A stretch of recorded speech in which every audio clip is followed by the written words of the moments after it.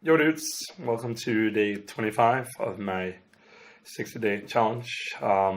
Today is Reflection Sunday.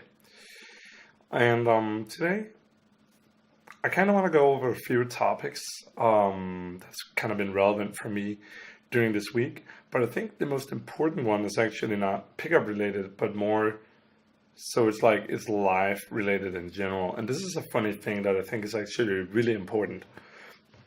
And what it is that I'm starting to notice that I'm more of an overachiever or a high achiever when I'm underslept. When I haven't got enough hours of sleep, I tend to perform better. Weird.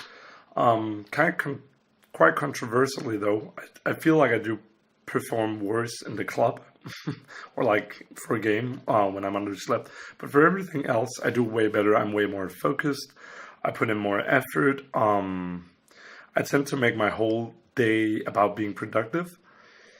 And before I go into explaining that, let's try to explain what happens on a day when I oversleep. So it has happened a few times recently during the past month where I overslept. I would get to bed at a normal time, like midnight or 11, and then I would sleep until like noon the day after, which is like insanely long. It's like 12 hours of sleep, way too much. And so what's funny is that instead of going out those days and like being refreshed and going to work and just starting getting shit done, what I would do is I would get on my computer and I would start playing League of Legends. And I would play games, video games, and waste my whole day. So weird. And I think it kind of stems from getting that like bad head start on the day. And it has such a big impact, at least for me, on my day-to-day behavior.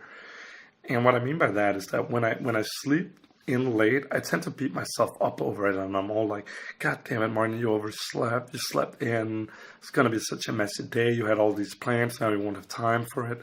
And instead of then trying to make time for whatever I can, I just give up on all of it right from the get-go, and it's terrible. And I realized that, but it's still a hard thing to change. But now that I'm more aware of it, hopefully I can do more about it. So I think what I want to change is whenever I do, if it ever happens that I do sleep in again, I want to get up and go out and start taking a walk. Because I've noticed that's one of the things that I tend to completely forget is like physical exercise. If I have a day where I'm intended to do something and I don't get up early, I completely neglect physical exercise. I will not go to the gym. Some days I won't even get out of the house.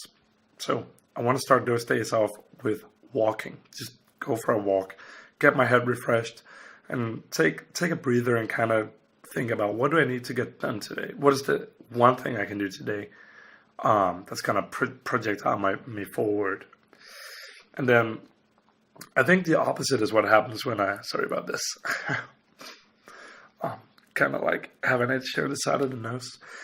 Anyway, so I think when I do get too little sleep, it's the exact opposite. I'm like, oh my God, I have all these hours. It's time to get shit done. I can do so much with it. I can do, I can do log, I can do pickup, I can read some, can watch some YouTube video, can do my meditation. I can do everything. I can do all of it. I have so much time.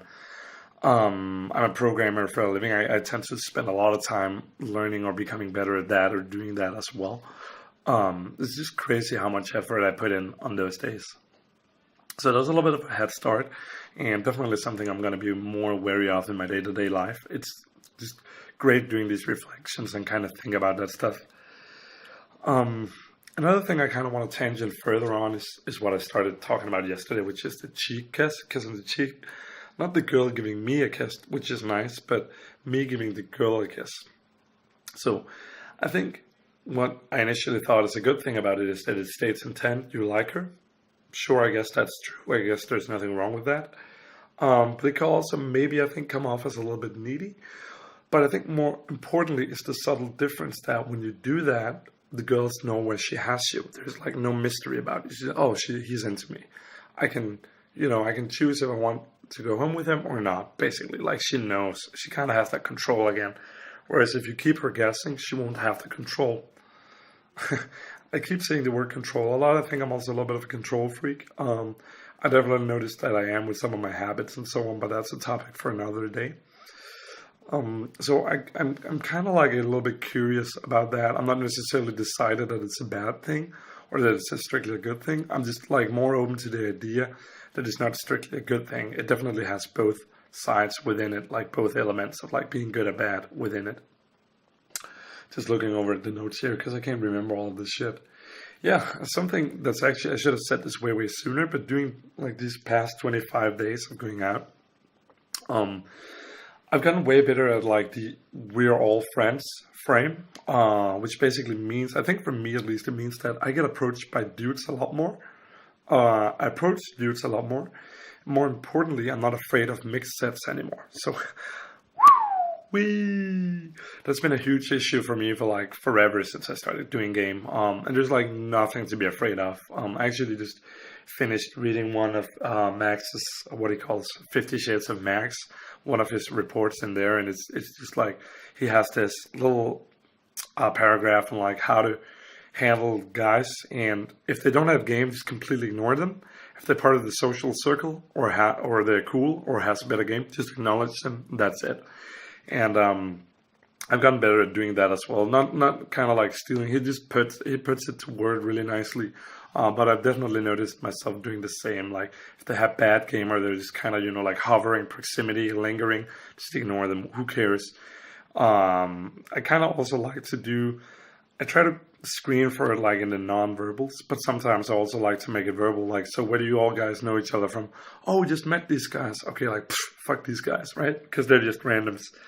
They could still be cool though, which is I'm all open for, but more often than not, they're just kind of like, meh, whatever. Right. Yeah, and something that's a little bit of an ongoing discussion in myself is this whole, I think I care a little bit much of what other people think of me. And I noticed some steps in the direction of I don't care what people think about me. When, for example, I met a friend of mine and he told me this, like, hey, my friend told me that you're such a huge man skank and we've been out these past 3 nights together and I fucked a girl each night and you didn't. So that makes me feel so much better about myself. And while he was saying this to me, like, I didn't feel a need at all to like compete with him or to like one up him or do better than him. I was just like, yeah, you're right, dude. Like, I'm terrible. Like, I never get results. That's literally what I said. And I honestly did not care.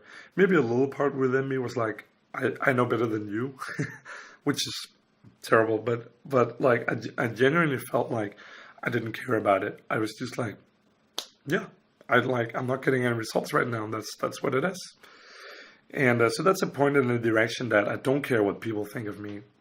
Another point would just be like, started doing this whole video log thing outside. I started singing more outside. I started doing more stuff that put myself on the spot.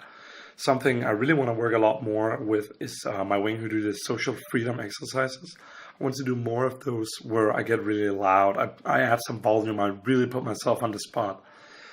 Because one, I think those will be very good for my throat and my vocal cord. And second, I think that's kind of the last step in not giving a shit what people think of me. And so those are like, and I think another thing that's a step in the direction that I don't care is that I do the whole game thing and I can machine gun approach and I genuinely don't give a fuck. Like yesterday, I remember where I was standing outside, I was kind of like, oh, not really feeling it. And then in my mind, I'm like, it's not cool if you stand around and the girls see you stand around and then you approach. It's kind of make you seem like less intentful. And then I'm like, yeah, but it's going to put me on the spot. So I did it anyway in that regard. So that also makes me feel a little bit like I don't care as much.